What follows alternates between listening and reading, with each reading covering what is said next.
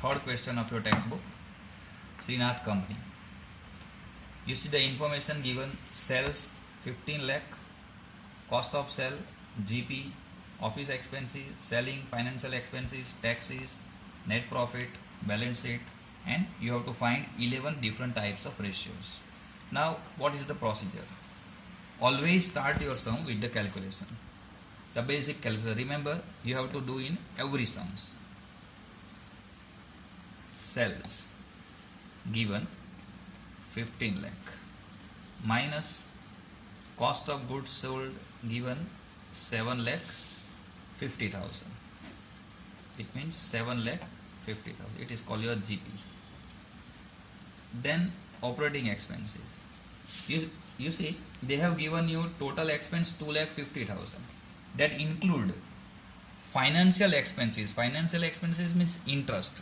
Interest means debenture interest. 10 lakh 10% means 1 lakh. So 2 lakh 50,000 included 1 lakh rupees debenture interest. So remove it. So only your operating expense net is called 1 lakh 50,000. So 6 lakh. This 6 lakh is called EBIT, profit, earning before interest and tax. Now you have to less the interest. Subtract the interest. That is 1 lakh. So 5 lakh. It is called profit before tax. Then remove the tax. 2 lakh 50,000 given in the question. So net profit after tax is 250. Now you see, operating expense 150 and interest 1 lakh means again your total operating expense remain constant. It is 2 lakh 50,000. But it has a two breakup. 150 only operating expense and 1 lakh is for interest. Okay, now let us start the first ratio. GP ratio. So GP ratio. Formula is GP upon sales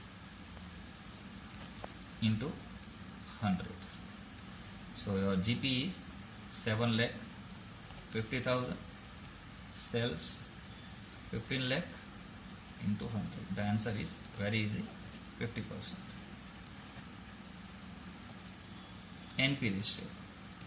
NP upon sales into 100. NP is 2 lakh 50,000 upon sales. Sales is 15 lakh into 100. So 2 lakh 50,000 divided by 15 lakh into 100. The answer is 16.67%. Now third one, operating ratio. Operating ratio means cost of goods sold plus operating expenses upon sales into 100. Cost of goods sold given 7 lakh 50,000. Operating expense means total. Always remember, you have to take total expense 2 lakh 50,000 upon sales 15 lakh into 100. So 750 and 250, 10 lakh.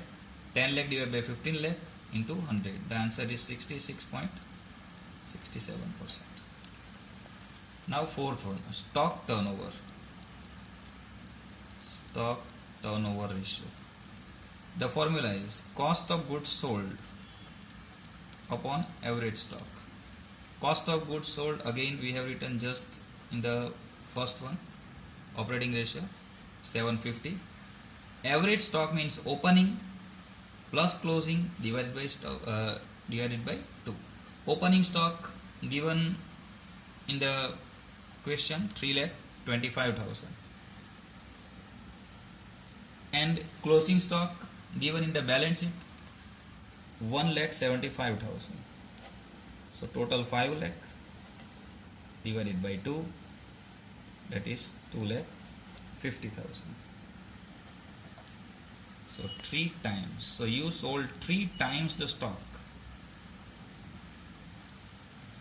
Fifth one, current ratio. Current ratio means current asset upon current liability. Now current asset. See in the balance sheet. Stock, debtors, bills receivable and cash. 4 current assets are given. 175, 350, 50 and 225. Total 8 lakh. And current liability given on the liability side. Creditors, bank overdraft, bills payable and outstanding expense. 1 lakh, 150, 45 and 5. Total 3 lakh. So the answer is 8 lakh divided by 3 lakh. 8 lakh divided by 3 lakh. 2.67 is to 1. Is to 1 means if there is 1 rupees liability, then you have 2.67 rupees asset. Now liquid ratio. 6th number.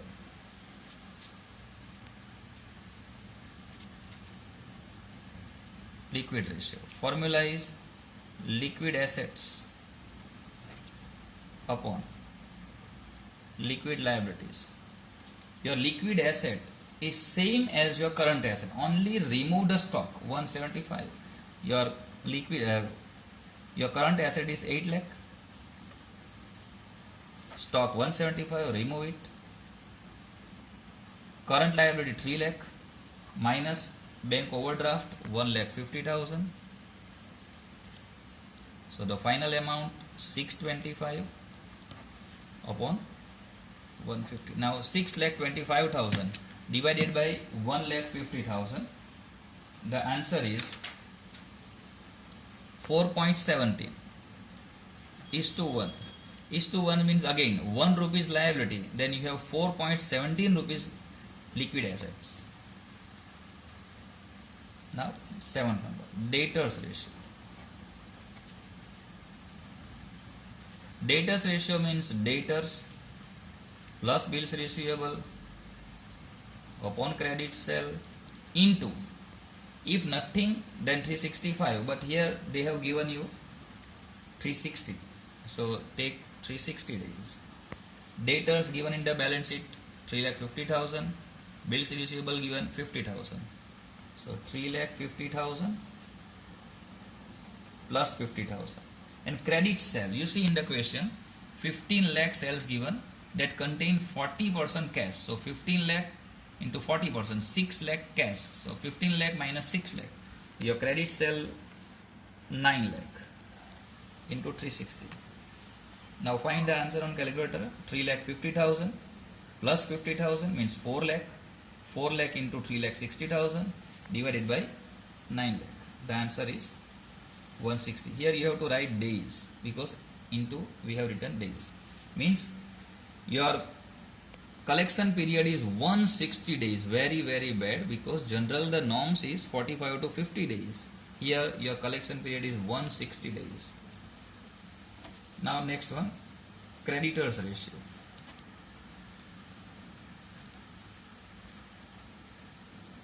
Creditors plus bills payable upon credit purchase into 360. Now creditors given in the sum 1 lakh, bills payable given 45,000,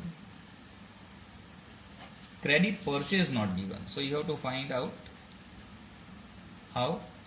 Opening stock, then purchase minus closing stock equal to cost of goods sold.